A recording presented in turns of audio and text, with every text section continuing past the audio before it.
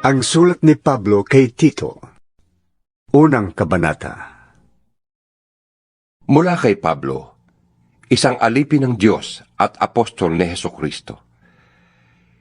Sinugo ako upang patibayin ang pananampalataya ng mga hinirang ng Diyos, palawakin ang kanilang kaalaman tungkol sa mga katotohanang makapaglalapit sa atin sa Diyos, at bigyan ng pag-asa sa buhay na walang hanggan.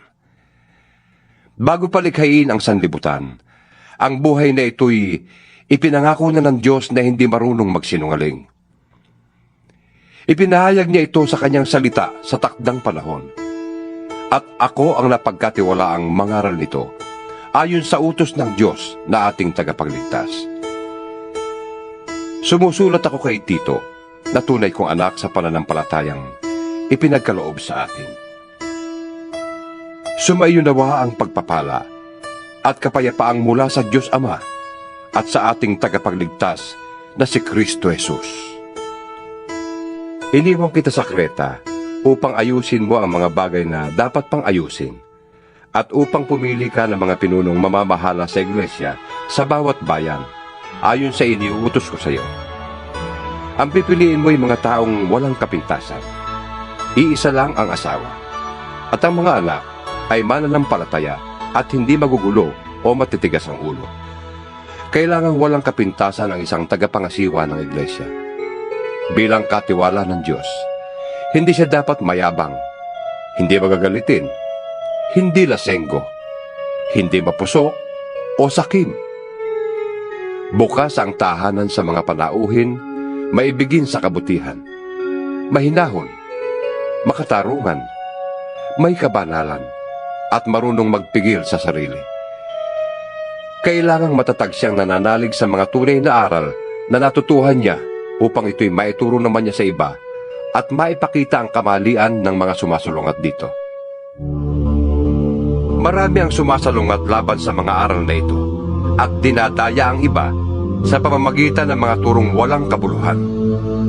Karamihan sa gumagawa nito ay galing sa Judaismo. Kailangang pigilin mo sila sa kanilang ginagawang ito, sapagkat ginugulo nila ang mga pamilya. Kumita lamang sila ng salapi ay nagtuturo sila ng mga bagay na di dapat ituro.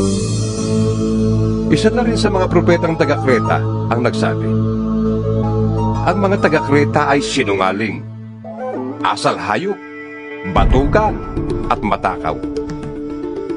Tama ang kanyang sinabi, kaya't mahigpit mo silang pagsabihan upang sila'y mamuhay ng maayos ayon sa kanilang pananampalataya.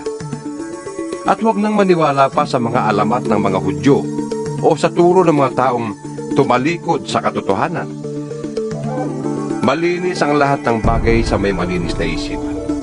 Ngunit sa masasama at di sumasampalataya, walang bagay na malinis, sapagkat marumi ang kanilang budhi at isipan. Ang sabi nila ay kilala nila ang Diyos, ngunit hindi naman ito nakikita sa kanilang mga gawa. Sila'y kasuklam-suklam, suwail, at hindi makagawa ng anumang mabuti. Ikalawang kabanata. Ang ituro mo na may ang mga bagay na naaayon sa wastong aral. Sabihin mo sa matatandang lalaki na sila'y maging mahinahon, marangal, mapagpigil sa sarili, at maging matatag sa pananampalataya, pag-ibig at pagtitiis.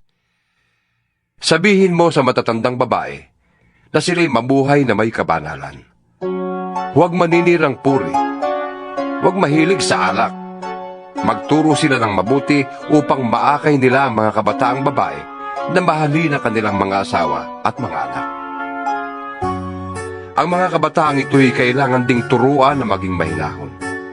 Malinis ang isipan, masipag sa gawaing bahay, mabait, at masunurin sa kanilang asawa upang walang masabi ang sinuman laban sa salita ng Diyos. Turuan mo rin ang mga kabataang lalaki na maging mapagpigil sa sarili.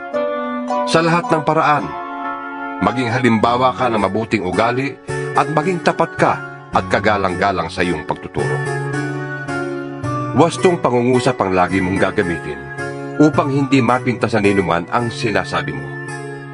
Kaya't mapapahiya ang ating mga kalaban sapagkat wala silang masasabing masama laban sa atin. Turuan mo ang mga alipin na maging masunurin at kalugod-lugod sa kanilang mga amo. Hindi nila dapat sagot-sagutin ang mga ito. O pag nakawang kaya, dapat silang maging tapat sa lahat ng pagkakataon upang maipakita nila sa lahat nilang ginagawa ang kagandahan ng mga turo ng Diyos na ating tagapagligtas. Sapagkat nahayag na ang kagandahang loob ng Diyos na nagdudulot ng kaligtasan sa lahat ng tao. Ito ang nagtuturo sa atin upang talikdan ang likong pamumuhay at damdaming makalaman. At upang makapamuhay tayo ngayon ng may pagpipigil, matuwid at karapat-dapat sa Diyos, habang hinihintay natin ang dakilang araw na ating inaasahan. Ito ang pagbabalik ng ating dakilang Diyos at tagapagligtas na si Jesucristo. Inihandog niya ang kanyang sarili upang palayain tayo sa lahat ng kasamaan at linisin tayo upang maging bayan niyang masigasig sa paggawa ng mabuti. Ipahayag mo ang lahat ng ito at gamitin mo ang iyong kapangyarihan sa pagpapalakas ng loob at pagsaway sa iyong mga tagapakinig. Huwag mong hayaang hamaking ka ni Numan. 3 Kabanata. Paalalahanan mo ang mga kapatid na magpasakop sa mga pinuno at may kapangyarihan. Sundin ang mga ito at laging maging handa sa paggawa ng mabuti. Pagbawalan mo silang magsalita ng masama kaninuman at turuan mo silang maging mahinahon at magalang sa lahat ng mga tao.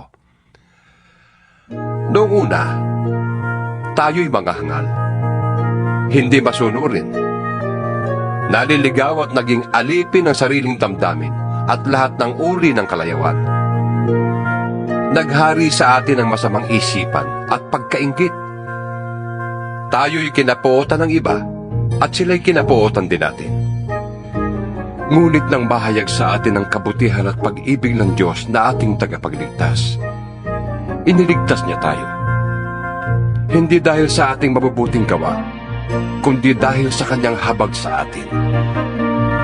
Tayo'y naligtas at muling isinilang sa Espiritu Santo na siyang luminis at nagbigay sa atin ng bagong buhay. Masaganang ibinuhos ng Diyos sa atin ang Espiritu Santo sa pamamagitan ng ating tagapagligtas na si Jesucristo, upang tayo'y gawing matuwid sa pamamagitan ng kanyang kagandahang loob at tayo'y maging tagapagmana ayon sa ipinangakong buhay na walang hanggan. Mapagkakatiwalaan ang aral na ito, kaya't ang nais ko'y buong tiyaga mong ituro ito sa mga nananalig sa Diyos upang ilaan nila ang kanilang sarili sa paggawa ng mabuti, na siyang karapat-dapat at mapapakinabangan ng mga tao. Iwasan mo ang mga walang kabuluhang pagtatalo, ang di matapos-tapos na talaan ng mga ninuno, at ang mga pagtatalo at alitan tungkol sa kautusan. Ang mga ito'y walang mabuting ibubunga at walang halaga. Pagkatapos mong sawayin minsan o makalawa, iwasan mo na ang taong lumilikha ng pagkakampi-kampi. Dahil alam mong ang ganyang tao ay masama at ang kanyang sariling mga kasalanan ang nagpapakilalang siya'y mali. Papupuntahin ko riyan si Artemas o si Tikiko. Pagdating nila dyan, pilitin mong makapunta dito sa Nicopolis. Dito na ako magpapalipas ng taglabig sa Nicopolis. Sikapin mong mapadali ang paglalakbay ni na Apolos at ang manananggol na si Zenas. Tiyakin mong husto sila sa lahat ng kanilang kailangan. Turuan mo ang ating mga kapatid sa pananampalataya na gumawa ng mabuti upang makatulong sila sa mga nangangailangan at maging kapaki-pakinabang. Kinukumusta ka ng mga kasama ko dito. Ikumusta mo rin kami sa lahat ng kapatid sa pananampalataya. Pagpalain kayong lahat ng Diyos.